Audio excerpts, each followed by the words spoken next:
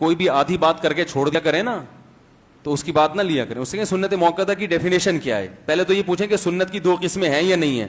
ہو سکتا ہے وہ دو قسموں کا ہی منکر ہو. ایک صاحب ہیں وہ یوٹیوب پہ بڑے مشہور ہیں, وہ کہتے ہیں سنت موقدہ کچھ نہیں ہوتی, فرض ہے یا بس سنت ہے. تو میں نے کہا ٹھیک ہے, کسی نے مجھے بتایا, میں نے کہا ٹھیک ہے, اگر کوئی فجر میں روزانہ 2 رکعت میں انا اعطیناک کل کوثر پڑھ کے رکوع کر لیتا ہے امام صاحب, تو لمبی سورت پڑھنا کوئی واجب تو نہیں ہے نا. تو روزانہ فجر میں اتنی مختصر سورت پڑھتا ہے تو کیا مقتدی اس کو چھوڑیں گے؟ بولو نا. لوگ بولیں گے بھائی فجر میں کو طول دینا کیا ہے, سنت ہے. اب وہ کہے کہ سنت ہے, فرض تو نہیں ہے نا, تو ہم کہیں گے بھائی بے شک فرض نہیں ہے, لیکن یہ سنت مؤکدہ ہے. نبی نے ہمیشہ 2 فرض جو پڑھے فجر کے ان میں قرات, بولو بھائی, لمبی کی ہے. اگر آپ مختصر قرات کرو گے آپ کو امامت سے نکال. اب آپ قل اللہ پڑھ کے 2 رکعتیں پڑھ رہے ہو, حالانکہ فرض نہیں ہے لمبی قرات کرنا, واجب بھی نہیں ہے. تو سنت مؤکدہ کا مطلب کیا ہوتا ہے کہ یہ نہیں کرو گے تو قابل ملامت. لوگ ملامت کریں گے امام صاحب تھوڑی سی لمبی قرات کیا کریں, یہ انا اعطیناک فجر میں نہیں چلے گی, مغرب میں ٹھیک ہے. تو بالکل تراویح کا بھی ایسا ہی مسئلہ ہے کہ رسول اللہ صلی اللہ علیہ وسلم نے رمضان میں قیام اللیل کی اتنی فضیلت کہ جہاں روزے کا ذکر وہاں قیام اللیل کا بھی ذکر ہے رمضان میں. پتہ چلا روزہ اور قیام اللیل ساتھ ساتھ جڑے ہوئے ہیں. اب قیام اللیل کو فرض تو نہیں ہم قرار دے سکتے, کیونکہ یہ تو تراویح نبی نے 3 دن بعد چھوڑی اس لیے کہ فرض نہ ہو جائے. تو کم سے کم درجہ اس کا کیا ماننا پڑے گا, سنت مؤکدہ. کیونکہ اگر اس سے بھی کم لے گئے پھر اس میں اور عام دنوں میں کوئی فرق نہیں رہے گا. یعنی پھر عام دنوں میں رات کی نماز میں اور رمضان کی رات کی نماز میں کوئی فرق نہیں رہے گا. تو وہ فرق جب ہی ہوگا جب عام دنوں کی رات کی نماز کو, چاہے وہ تہجد ہے یا کچھ بھی ہو, عام دنوں میں تو تراویح ہوتی نہیں ہے نا, تہجد ہی ہوتی ہے قیام اللیل میں, تو اس کو ہم نفل کہیں, اور رمضان میں ہم کیا کہیں, سنت مؤکدہ. اب سوال یہ پیدا ہوتا ہے کہ پھر اس میں تو سنت مؤکدہ بھی داخل ہوگی, سنت موقع تہجد بھی داخل ہوگی. اس میں تراویح کی کیا خصوصیت ہے؟ تراویح کی خصوصیت یہ ہے کہ ہم دیکھتے ہیں کہ تہجد پورے سال پڑھی جاتی ہے, جبکہ تراویح صرف کس کے ساتھ خاص ہے, رمضان کے ساتھ خاص. تو جب یہ رمضان کے ساتھ خاص ہے تو وہ تہجد تو پورے سال ہے نا, اس میں تو یہ رمضان ہو غیر رمضان ہو, نبی 8 رکعتیں اکثر پڑھا کرتے تھے. تراویح ایک الگ سے نماز ہے جو باقاعدہ جماعت کے ساتھ ہے, اس میں لوگوں کا ہجوم ہوتا ہے, جبکہ امت کا تقریباً اس پر اجماع ہے کہ نفل نماز میں لوگوں کو اکٹھا کر کے جماعت سے نماز پڑھانے کی اجازت نہیں ہے. آپ دیکھو جیسے ہی عید کا چاند نظر آئے, اب تہجد آپ جماعت سے نہیں پڑھ سکتے. اگر یہ عام تہجد کی طرح ہے تو آپ جماعت سے نہیں پڑھ سکتے, بلکہ 10 رکعتوں کے بعد پتہ چلا نا چاند ہو گیا, ختم, وہی نماز چھوڑ دی جاتی ہے. یہ بتانے کے لیے کہ یہ کس کی خاصیت ہے, یہ نماز, یہ رمضان کی خاصیت ہے. اس لیے علماء کہتے ہیں چونکہ یہ رمضان کی خاصیت ہے تو حدیث میں جو آتا ہے قیام اللیل, اس میں یقیناً وتر بھی داخل ہے, تہجد بھی داخل ہے, تراویح بھی داخل ہے, لیکن اس قیام اللیل کا اولین مصداق تراویح ہے.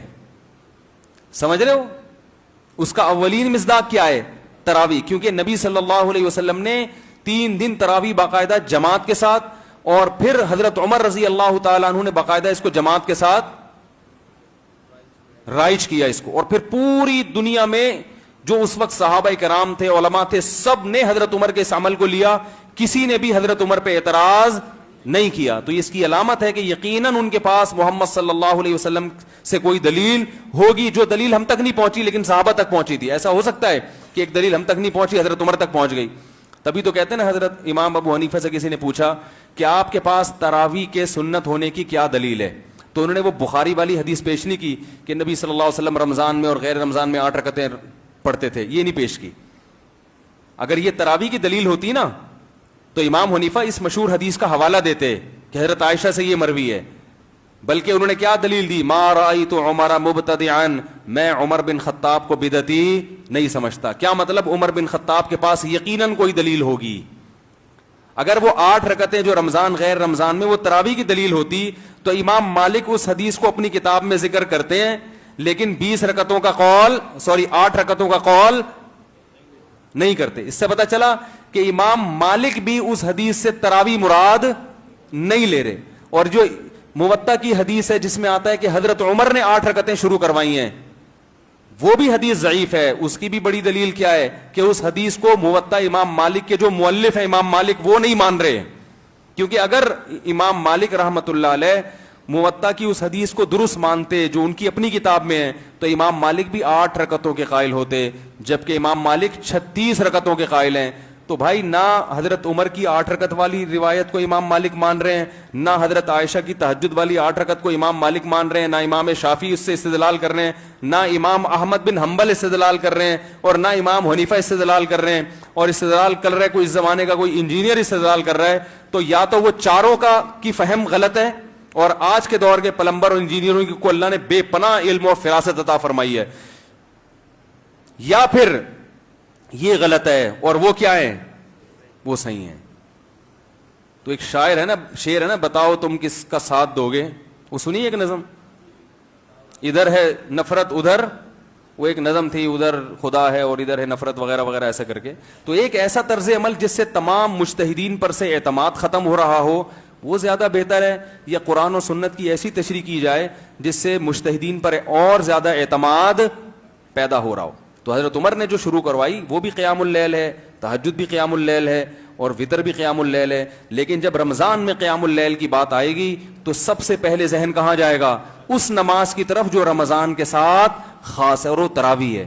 تو اس لیے علماء تراویح کو عام نوافل کی طرح نہیں بلکہ سنت مؤکدہ کہتے ہیں. اور چونکہ جمہور کے نزدیک 20 رکعتیں ہیں, امام احمد بن حنبل سے 2 قول ملتے ہیں, 20 رکعتوں والا بھی, اور ایک اختیار بھی دیتے ہیں کہ اس بارے میں جتنی روایتیں منقول ہیں, 8 کا وہ بھی نہیں کہتے, کہتے ہیں 16 بھی منقول ہیں, 36 بھی منقول ہیں, 24 بھی منقول ہیں, تو ان میں سے جتنی چاہے پڑھ لو. لیکن دوسرا قول امام احمد کا بھی ہے کہ بہتر کیا ہے, 20 رکعتیں. مختار ان کے نزدیک بھی ہے, اور باقی تینوں ائمہ سے تو صراحت ہے 20 رکعت سے کم کا کوئی قائل نہیں ہے. تو اس لیے علماء احناف کا یہ فتویٰ ہے کہ 20 رکعتیں ہی سنت مؤکدہ ہیں. ہاں کبھی کسی عذر سے چھوٹ جائیں, تھکاوٹ ہے, سفر ہے, تو سنت مؤکدہ کا حکم یہ ہے کہ کبھی کبھار چھوڑنے میں کوئی حرج نہیں ہے, لیکن چھوڑنے کا بالکل معمول بنا لینا. تو ہم یہ نہیں کہہ رہے کہ گنہگار ہوگا, لیکن ایسا آدمی بہرحال قابل ملامت ہے, اس کو ملامت کی جائے گی کہ ایک چیز کی اتنی فضیلت اور نبی نے اتنا ابھارا, پھر خلفائے راشدین نے اس کو باقاعدہ زندہ کیا, آپ اس عبادت کو عام نوافل کی طرح چھوڑے چلے جا رہے ہو, تو یہ اچھا عمل نہیں ہے. آپ کو ایسا نہیں کرنا چاہیے. مسلمان ہو, آپ پر یہ چیز سوٹ نہیں کرتی.